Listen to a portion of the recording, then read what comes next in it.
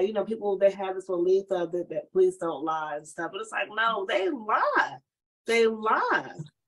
They put the L in lie. Are you kidding me? Mm-hmm. But the thing is, another way that we're culturally conditioned, right? People will believe the police, the law enforcement officials, because of their position, right? So when it comes to indicting them and to getting it to a place where they're actually found guilty, it becomes that much more difficult, because the mindset that most people have that, well, they're law enforcement, they're going to tell the truth, they're not going to do these things. But the opposite is true. They are actually perpetrating lie after lie and killing our loved ones without any accountability. Oh, heck yeah. They have no problem. And the thing is, the line of corruption, the network, that you got the judges, you got the secretaries, you got the funeral home, you got the coroner, you have the ambulance, everyone is connected. They're so comfortable in what they do, because this qualified immunity gets them off the hook. They ain't got no problem spinning that narrative, even if the narratives don't even match, like it did in Ronnie's case.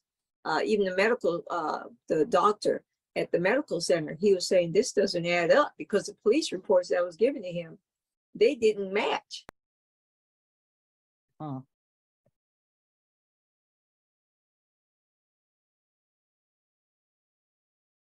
Good evening. My name is Roxane Johnson. My son's name is Jamal Byrd. He was killed by Metropolitan Police in DC, October 1st, 2019. I'm here with my lovely co-host, LaToya. Good evening, LaToya. Hey, good evening, guys. My name is LaToya Benton. I am the mother of the wonderful Xavier Hill. Xavier was killed at the age of 18 by 2 Virginia State Troopers, January the 9th, 2021. We are honored to be joined tonight by Mrs. Sabrina Foster. Ms. Foster, you want to get a brief intro of yourself, please? Hi, good evening, everyone. My name is Sabrina Foster. I'm here with one of my 4 granddaughters. You want to introduce yourself, Sophia? My name is Sophia. I am the daughter of Glenn Foster Jr. So I'm Glenn Foster. We can't see her. Can you bring the camera over a little bit so we can see her cute little face? Come on in. There you go. Hey. There she is. Yes, this is my granddaughter number 2. My son is Glenn Foster Jr. And when his life was taken, Glenn left behind 4 beautiful daughters. At the time of his death, their ages were 1 through 10. Now they are 3, 6, 9, and 12. Oh, wow. Sophia is number 2. She's 9 years old. And my son was only 31 years of age at the time of his demise, at the time that they murdered him. My son was driving, and I have to say driving while Black, and they pulled him over. Instead of them giving him a minor ticket violation, they put him in jail. And that was the end. 3 days later, we were told that he died. And the autopsy report says that he died of natural causes. The second autopsy report indicated that perhaps he was strangled. And after looking at his body and viewing his body, we can see that someone lied, or multi people lied and covered up. The State Bureau of Investigation also covered up my son's death. So everyone involved, such as the coroner, the state examiner, the DA, they all said that he died of natural causes based on the report that was given to them. But if they did their own investigation correctly and properly, they would have found out, and I'm quite sure they knew what happened. But this is the story that they told us. So we have to let people know the narrative behind what happened, our narrative, the truth. They were definitely not transparent then, and they're not transparent now. We're going into the second year of my son's murder. And we are finally going to file a case real soon in Carrollton, Alabama. Now that we have collected more information, and so we're ready to move forward with the case. Mm-hmm. Mm-hmm. And so, so sorry for your loss. I'm so sorry for your loss, little one. Thank you. Yes. How were you able to get it to a point where you have a case where you have it in front of a judge? I'm assuming, or where are you with the case? Well, I did leave out the most important thing is that my son was married, and he has a beautiful wife who is very much so involved, of course, with this case. And we have Crump, who is our attorney, and he and his crew are now ready to, like I said, file in the courts charges against people who we feel should be indicted. So we'll see. Have you guys filed the lawsuit yet? Your civil suit, you said, or you're in the process of filing that? We have to file the lawsuit. So there is no case until we file the lawsuit. And what's your what year? I'm sorry, it was 2021, is that am I right? December 2021. We have 2 years to file the case or to file the lawsuit. Mm-hmm. So that's coming up. Mm-hmm. Yeah, December 6th was the day that they claimed my son died. Mm-hmm. And I think I want the audience to also realize, you guys, Glenn Foster, we're speaking about Glenn Foster, he also played in the NFL. I think people all the time, you know, they love to paint this whole, we've had people get on here, and the moment they get on here, they say, he was great, he was good. They paint this whole picture of, you know, like he had this certain kind of like statue of why things could not happen. This guy played in the NFL. And, you know, still, and we're talking to his mom right now about what happened to him, why he was incarcerated. There's Glenn Foster. Look the story up. So the date you said is December. Give me it to me one more time, please. There's a distraction in the background. He died December 6th. December the 7th. Yes. He died December 6th. And yes, Glenn, people paint the wrong picture of who's being murdered by law enforcement. They try to villainize the victim. Mm-hmm. They do. Now, my son was a businessman. Mm-hmm. Not only was he a celebrity here in Louisiana, he played in the NFL. He played for the Saints. Mm-hmm. He was a local celebrity. He was a businessman. He was loved by many people. He had many friends. He had a business. He opened up a granite business where we fabricated and we fabricated and installed. We have 2 locations, one in Baton Rouge and one in New Orleans on Magazine Street. Glenn was on his way for other business. Well, he was on his way to Atlanta to engage in other businesses, you know, and unfortunately, he never made it there. Now, Sabrina, we talked with the mom, it was last week, and she was saying how the medical examiner even made lie. I noticed that you said you had to get a second autopsy report done as well. Can you kind of touch on that a little bit as far as when it comes to just, we always, a lot of people just think it's just the police that lie, but we know it's a system in itself that's corrupt. Can you kind of touch on that also as to why you guys got a second autopsy done? Well, when you're dealing with the police, you know that they want things to be looked at in their favor, mm-hmm. right? Mm-hmm. When they had no explanation as to why my son died. They said that he was sleeping in the back seat of the SUV. So when you suspect a lie, my son was a healthy man. He was fit, former athlete. So when you have all that already, you know that there is no reason for him to die. And it was a surprise. You're not going to go by what the coroner says or what the medical examiner says. So we were already very suspicious of what was going on. So with that being said, we suspect foul play. So did you guys set up your own?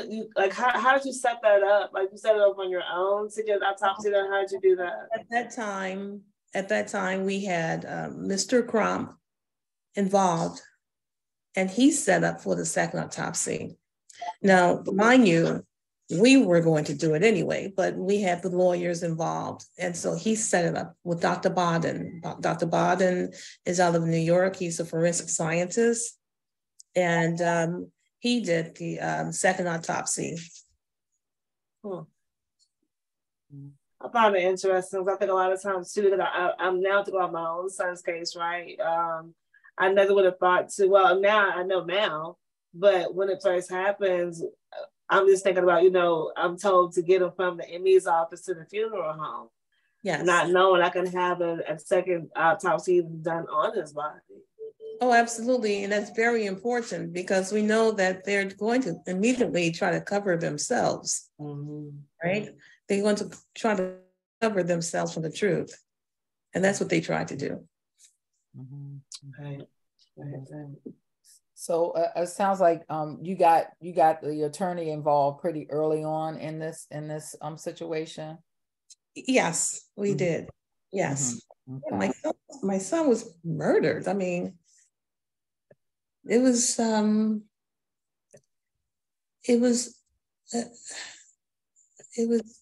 unbelievable.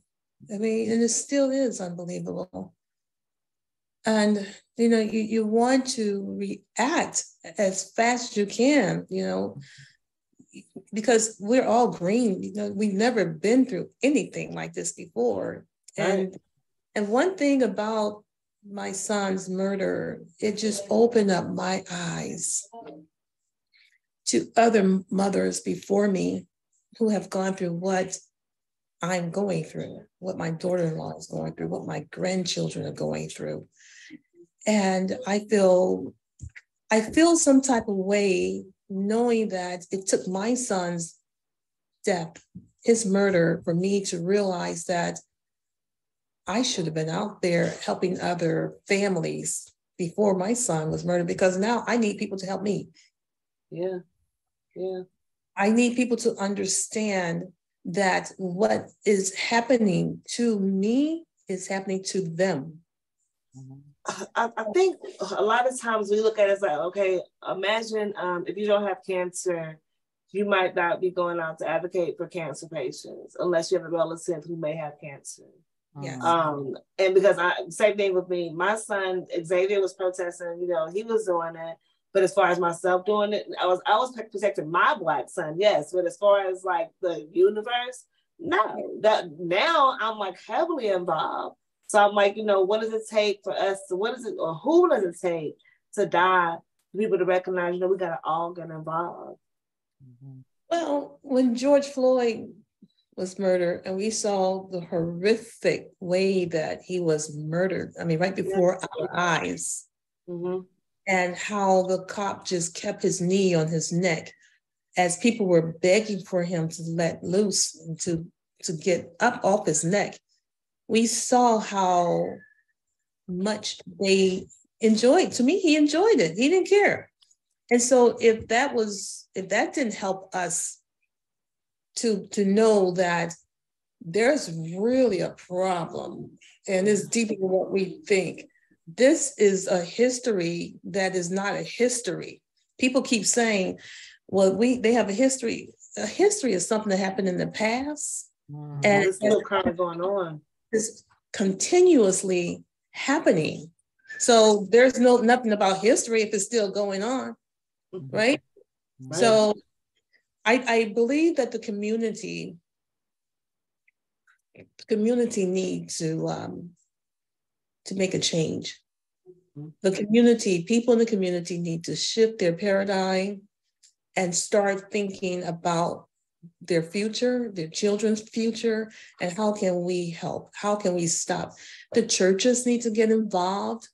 The school, these organizations, sororities, fraternities, it's everybody's problem. And don't wait, like myself, until something happened to one of yours before you want to get out there and start protesting.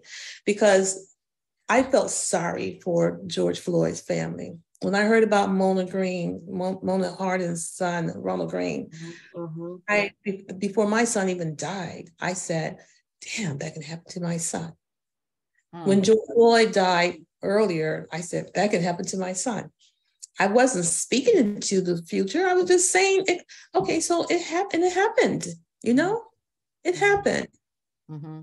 And now I want to try to do something about it. But I want everyone to know that just like it happened to Glenn, it can happen to anyone. You don't have to be on the streets. You don't have to be how they label us. That's right.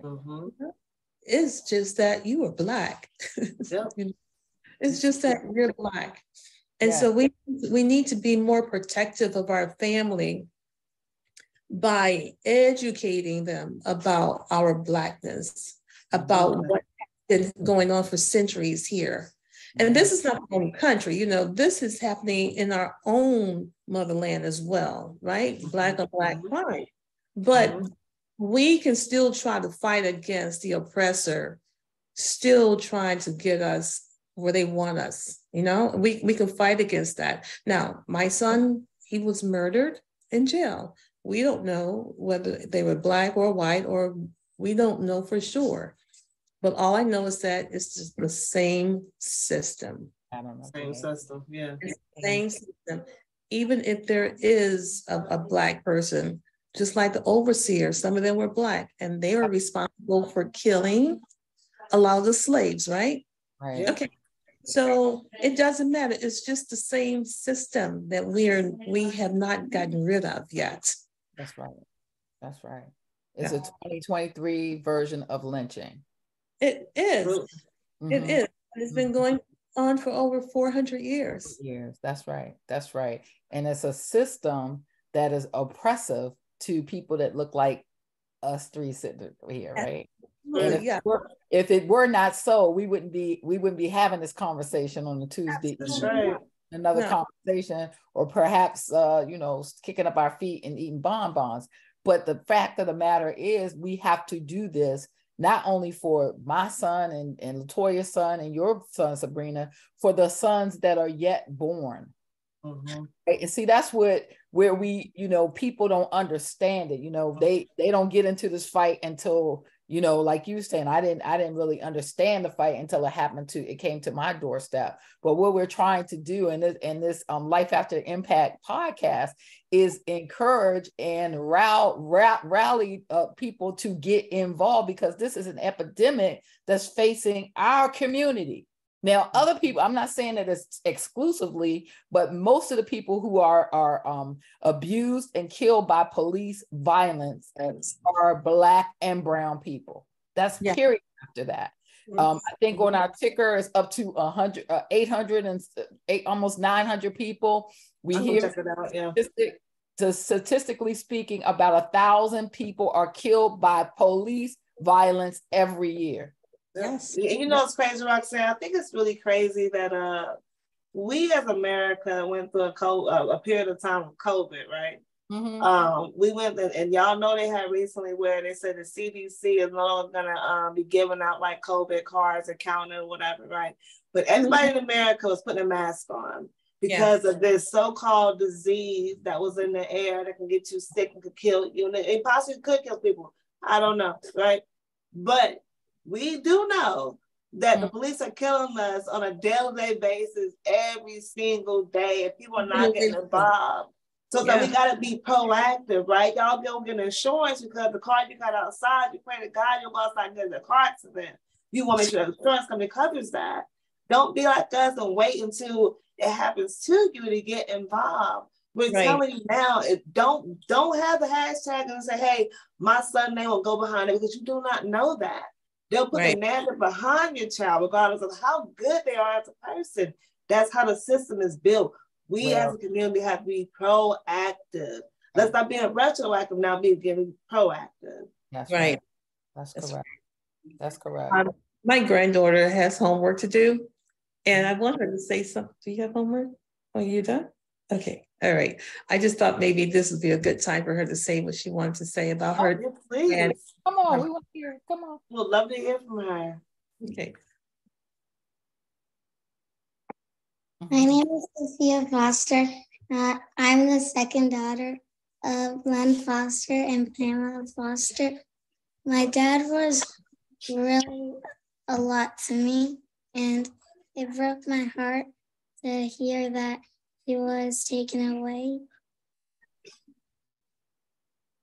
Thank you for sharing that. Thank you for sharing. And our hearts are broken for you too. That's your dad. We're here for you. And we're here for you. Thank you. No, thank you. Do you want to say anything else, or you're okay?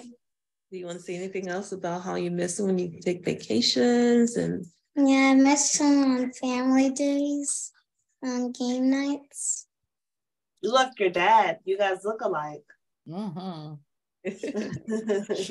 I used to say that my older sister looks most like him. You might got her beat, girl. You look like him too.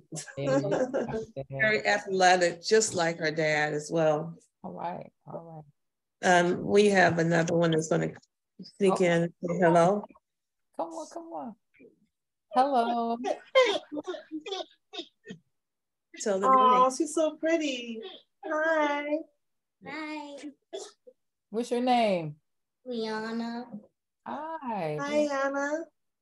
You miss your dad? Yes. Can you elaborate? What's that mean? Oh, she got to come closer because we're fading out. Come closer. Yep. What about that? There you are. There you go. He was very funny and athletic, and he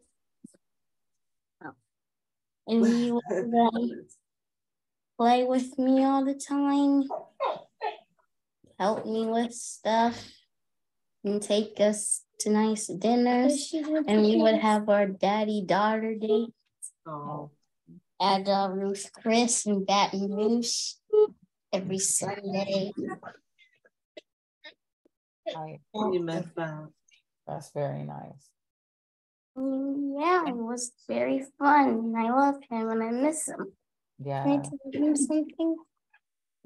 Yes. So one time, my dad, he was singing horribly, and then my mom was like, "Oh God, please stop, Glenn." Then Leanne was like, "Daddy, please stop," and I said, "That sounds amazing," even though I did not like it. Well, you guys gotta make sure you keep being a voice for your dad, okay? Keep sharing his name. Yep. And hold on to the memories, okay? Hold on to the memories like this. Yeah. They have beautiful memories of their father. Thank you, Sophia. Absolutely. And thank you, girls. Thanks for sharing. Yeah, we have plenty of videos of him, pictures, and sometimes we just look at them and just laugh, and they're laughing, I'm crying. I've always took videos of him, even from infants, when he was an infant, you know, so it's just hard thinking about. Well, Sabrina, what can we do as a community to help you all out, well, as far as the fight is concerned? I would like to join you guys again. During the time when we come up with a plan, we've had 2 protesters already And the next time we go back is when we are going to actually file a case against them, which will be really soon. And hopefully we can come up with something, whether it's posting something on Facebook page or coming out to help protest with us. We may just do a press conference in Montgomery, opposed to going to Carrollton, Alabama, where it all started or where it all happened. I would like to have a nice crowd there to help support us. But as far as what can you do now, I would like for people in the community to reach out to families like myself, because this happens in every community, just about. Find out what family needs your help, you know, and see where you can fit in and help out, because they need your help. We need help. We need help. That's right. Yes. That's right. Yeah. Thank you for saying that. And keep us updated on any action so we can post it on our Facebook page. We can post it on our website, because we know we're better when we are together as a community, right? Yes, we are. Yes, we are. And we act as a team. Yes. And before we go, before you all go, I would like to say one more thing. For other impacted families, if you're not involved with the impacted family group, it's best to do that. I have engaged myself in different impact family groups, such as Building Bridges with Marquel Bridges.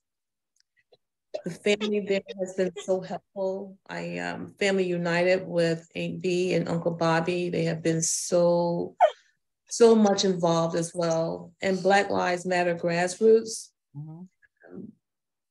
You can't ask for a better group of people to be there for you when you need them. So I just want to thank them, and let other impacted family know that people are willing to help you and to embrace you. Yes. Better get involved. Thank you for sharing that, Sabrina. You guys, just real brief before we go, we do have a couple of updates we want to share with you all. I'm not sure if you guys remember or recall, a few weeks back, we had Mona Hardin on the podcast. Speaking in honor of Ronald Green. We played a short clip at the beginning before we got started. Mel, is the clip ready to be played? Awesome. Let's go on and watch this clip, you guys, real fast. Judges upheld charges in the Ronald Green case. Well, he died in state police custody following a chase that ended in Union Parish in 2019. The attorney for Master Trooper Corey York wanted the negligent homicide and malfeasance charges dismissed after prosecutors admitted to an oversight. Well, they allowed a use of force expert to review the statements that York made during an internal affairs inquiry, but those are shielded from criminal cases. However, the judge said the expert drew his conclusion from body cam footage and not the interview. Yay.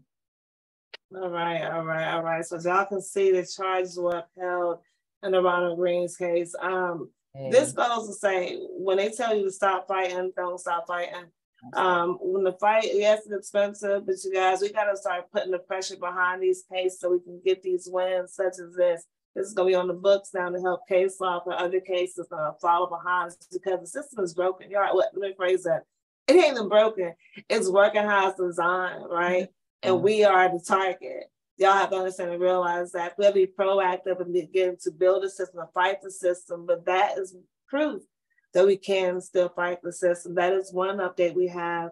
Also, we have a call of action. I'm not sure which one you're going to show. We want to do, I think, Nikki, you want to put that on the screen, please, as well, please? Okay, I'm sorry, we got Fred Cox. Okay, actually, soon coming up, there will be a court date, December the 4th, for Fred Cox on the civil case. You guys, it does it says on here TBA as far as time is concerned. Be sure to follow his mom on Facebook, Tanika Shannon, for other updates as far as case is concerned, and where they're going to need court support for the civil case as well. Court support is necessary, as I say all the time. A lot of injustices happen in empty courtrooms, and that's the truth.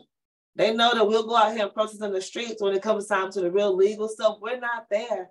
So we have to do better as a people, do better as a community. And we have one more call of action to show. If you want to put that on the screen as well.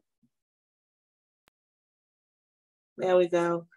Yeah. And this is right here over in Prince William County, over for William Green. We have court coming up. I think the court date is it on the side over there? I'm saying no, it's not court date. It's just for the call of action, you guys. So we'll also put these on our web pages as well. Yeah. Yeah. Go ahead, Roxane. In this particular case, William Green's murderer, a police officer, was found guilty, but he gets to be home with his family for the holiday and doesn't have to start his sentence till January of 2024. And yeah, he needs to go to jail now. So we can encourage the authorities in Prince George's County by calling, by Facebook, and tell them this is traumatizing that someone who is a convicted murderer is still allowed to be out in these streets. Right. Like we say, killer cops need to be in cell blocks. Right, and I'm reading here in the notes, it says that the court date, Nikki puts in here, November the 27th. So you guys make time to fight for justice. My mama used to always tell me people make time for what they want. So when you say you don't have the time, that's because you didn't make the time. You know, so we're saying be proactive in the fight for justice. Kind of how you got your car insurance, you got your dental insurance. Let's begin to be proactive in the fight for justice. Roxane, you have final words for us tonight? Yeah, don't forget to register and vote. And vote. Not just register, vote. That's right. You gotta do register both. And vote. That's right. But not only that too, but that's I forget too. Once you get them in the office and they're not doing their job, make sure you guys still hold them accountable. We have to again begin to build a system to fight the system. Again, you guys, these podcasts are not just about to talk about Glenn's case. It's not about the injustice and whatnot. This is more so about how we can continue to fight. As you all saw, Sabrina said they're going to come back in December to go ahead and file for the lawsuit. It is your job to follow this family to see what kind of help they need. She said to you all they need help in the community. So we got to begin building the community back. Back in the day when I grew up, we used to say it took a village to raise a child, right? We got to get that village back so we can go and get our power back. Mm-hmm. Yes. And we keep us safe. Right. Yes. We can't depend on people who are lying to keep us safe. We have to keep each other safe and hold those accountable who are in authority to do, if it's a state's attorney, it's a prosecutor, it's the police chief, whomever it is, hold them accountable. Hold them accountable. That's right. That's right. It was nice having you this evening. Thank you, everyone. Peace to you and your family, your lovely granddaughters. Thank you. And please keep us posted on what's going on. I will. I appreciate it. Thank you for the opportunity. Absolutely. Absolutely welcome. This has been Life After the Impact. Get involved, y'all. Thank you. Good night, guys. If your vote didn't matter, why are they fighting so hard to keep your vote away from you? We have the restoration of rights. You have to get your restoration of rights. If you were a returning citizen, you have to petition the governor to get your rights restored. The first thing that Governor Youngkin did when he got into office is he implemented a board to review each person's request for the restoration of rights. This is a direct attack on Black and brown people's voting rights because he knows he can handpick 3 friends of his to approve these requests. And again, I implore you, if your vote did not matter, they would not be attacking so hard to keep you from voting.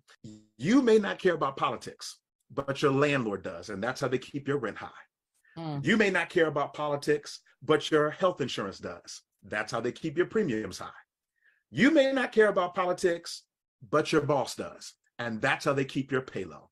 Everyone around you cares about politics, and they command and control your life, and you don't care about politics. And so you sit under their thumb and their control.